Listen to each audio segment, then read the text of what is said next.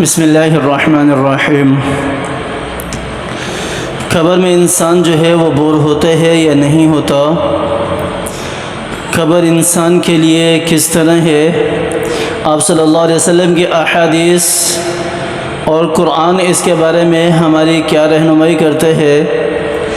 آپ صلی اللہ علیہ وسلم نے فرمایا کہ قبر جو ہے وہ وحشت کا گھر ہے۔ مفہوم اس طرح ہے، قبر جو ہے وہ وحشت کا گھر ہے، تنہائی کا گھر ہے۔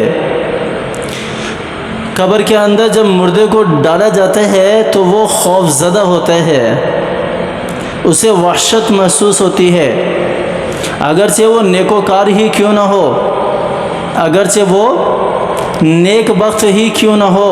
تنہائی تو کسی کو بھی نہیں چھوڑتی، تنہائی تو کسی کو بھی نہیں چھوڑتی، تنہائی تو انسان کو ختم کر دیتی ہے۔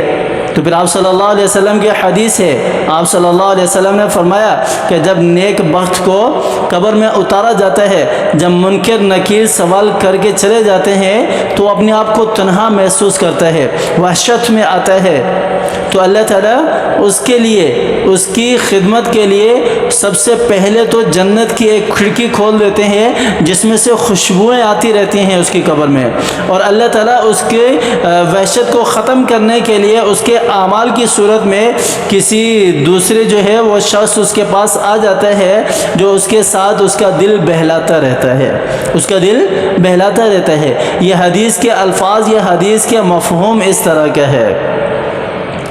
اور قبر واقعی وحشت کا گھر ہے، وحشت کا گھر ہے، تنہائی کا گڑھ ہے، اور ہمیں اس کے لیے تیاری کرنی چاہیے، قبر کے لیے تیاری کرنی چاہیے۔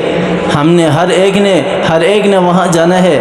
موت تو ہر ایک کو آ کر رہنی ہے، ہر ایک نے موت کا ذائقہ چکھنا ہے۔ ہاں، کفن میں بھی شک ہے، قبر میں بھی شک ہے کہ کفن کسی کو ملے گا یا نہیں ملے گا، قبر کسی کو ملے گی یا نہیں ملے گی، اس میں شک ہے، لیکن موت میں کوئی شک نہیں ہے، موت میں کوئی شک نہیں ہے۔ اللہ تعالیٰ عافیت والی موت عطا فرمائے، اللہ تعالیٰ موت کی سختی سے ہماری حفاظت فرمائے، اللہ تعالیٰ موت سے پہلے، مرنے سے پہلے مرنے کی مکمل تیاری کرنے کی توفیق عطا فرمائے اور اس کے مطابق زندگی بسر کرنے کی توفیق عطا فرمائے۔ اللہ تعالیٰ جس طرح ہم سے چاہتے ہیں اسی طرح ہمیں زندگی بسر کرنی چاہیے۔ اللہ تعالیٰ مجھے بھی اور آپ کو بھی سمجھ عطا فرمائے، اور اللہ تعالیٰ ہمیں قرآن و سنت کے مطابق زندگی گزارنے کی توفیق عطا فرمائے۔